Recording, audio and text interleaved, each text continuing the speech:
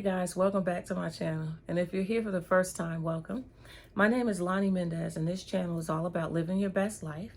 And today I want to talk about building your network. Most of what I talk about today is going to relate to business, networking in the context of business. But networking is a great skill, a very valuable skill to have overall in your everyday life. So just to give you an example, I have a friend who is relatively new to my small circle of friends. We've been friends for about 4 years. And he knows so many people that if you're having a conversation with him and he hears that you are planning to have an event or you're looking for somebody who provides a particular service, he always comes back with, I know a guy who does that. And I've gotten so many valuable resources from him. Just to name a few, I got my washing machine repair people or place from him. The guy who installed auto start on one of my cars, my mechanic, a tech guy who fixed my computer once that I was connected to through him, through this friend. And I even bought a car from somebody that he put me in touch with who repairs and resells luxury cars. So, I mean, he's a very valuable resource. You want to have people like that in your circle. And you want to be one of those people because it works two ways. So anyway, I'll go right into my networking technique. I remember when I first started my businesses, and this was like about 15 years ago, and I would go to these networking events because I had heard that would help you build your client base. And I would be so lost. I was like, how do you even start a conversation with people? You know, what do you say? Do you just ask for business? Do you ask them if they need your service? It was a little awkward in the beginning, but I've now gone to so many events over the years that I've got it down, almost down to a science. And I want to share the technique with you. So the first thing I want to say is when you go to the events, be open, be welcoming to people. One of the things that I do is I go into the event and I look for people who are in a corner, standing by themselves or sitting alone. And I'll go over to them and say, hey, how's it going? And I'll say something like, well, I saw you sitting over here alone and this is a networking event. So I came over, I thought I would come over and network with you. And I would always get laughter in return. And most people are thankful because they don't want to go to an event and sit in a corner alone for the whole event. So they're happy to have somebody approach them and somebody to talk to. So that's one of the things that I do. Also, in the context of being open and being welcoming, if I'm standing someplace in a group or talking to one or two people and I see somebody lurking nearby and they're kind of nervous about joining in, I always ask people to come on over. I'd say, hey, come on over. It's okay. We're just talking about X. And they'll come and join into the conversation. So I want to speak to numbers a little bit. When I go to these events, I exchange cards with people, and what the numbers look like are I mostly walk away with most of the time, I walk away with about 10 cards. And out of those 10 cards, maybe 4 or 5 of those people end up being a long-term connection or I end up connecting with them outside of the event. I'm not going to say long-term, but we end up following up. 4 or 5 people end up being good follow-ups after the event. And out of that 4 or 5, I can say maybe 2 might become clients. So it's a numbers game. I just want to throw that out. The next thing I want to say is that I don't recommend that you just come into an event with a bunch of cards and just give your cards to any and everybody. I don't think that really works.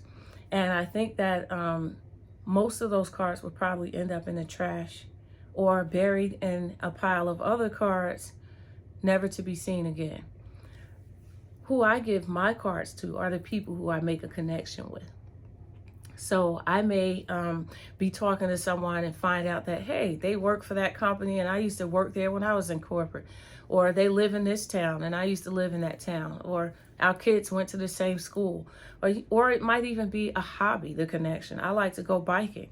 And so I might find out that person likes going to the same bike trail, my favorite bike trail that I go to.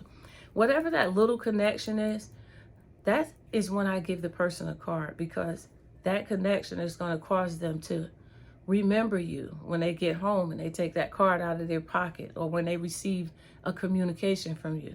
Which leads me to the next thing. After you exchange cards and you attend these events, I would say after the event, a couple of days after, or maybe a week, but no more than a week, because you want to still be fresh in the person's mind, I'd send them an email and just say, hey, I'd like to get together. It was nice meeting you. We had a great conversation. I'd like to get together with you for coffee or lunch so that I can find out more about your business and find out more about your ideal clients, because I run into so many people on an ongoing basis. If I have a good understanding of what you do, I can refer people to you. Now, who wouldn't respond to that with a yes? They're not obligated to do a whole lunch. They have a choice between lunch and coffee, and it sounds like an invitation to something that they could benefit from. So that's my strategy for after the networking event is over. Now, for the people that say yes to that and you end up meeting with them, what you want to do is you want to come to that meeting, that lunch or that coffee meeting, with genuine interest in them. So you want to make sure to ask them lots of questions, find out about their business, about what they do, okay? And ask them who their ideal client is. Who is your ideal client? So for me and I have such a broad array of services that I offer. I won't use myself as an example, but the person may come back and say, my clients are people who have just graduated from college.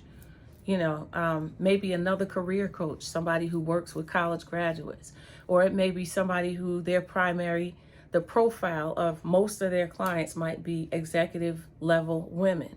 You never know.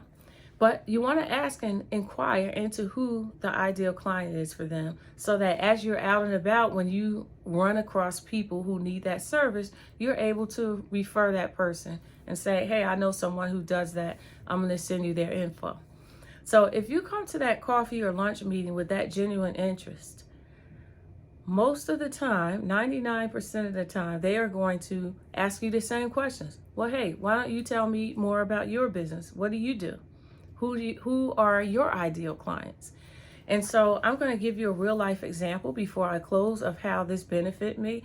And this has happened more than once in different businesses of mine, that I've met someone, we've met for coffee or lunch afterward. They found out more about what I did, and then I got a lucrative client from them.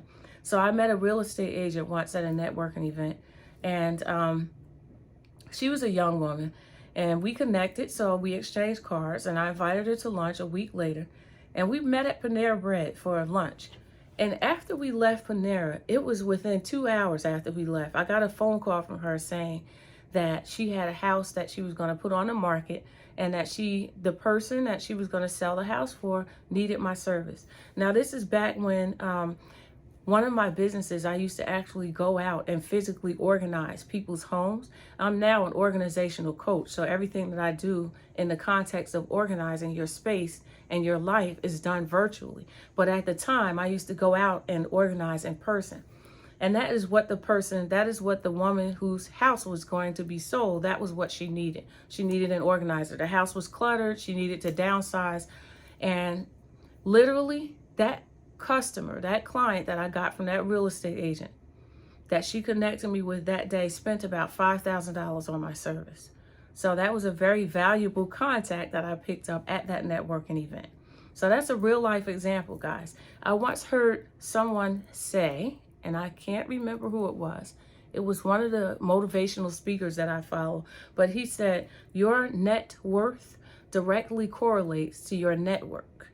And I really believe that, because no man is an island, right? The farther you reach, the more you'll be able to generate in terms of income.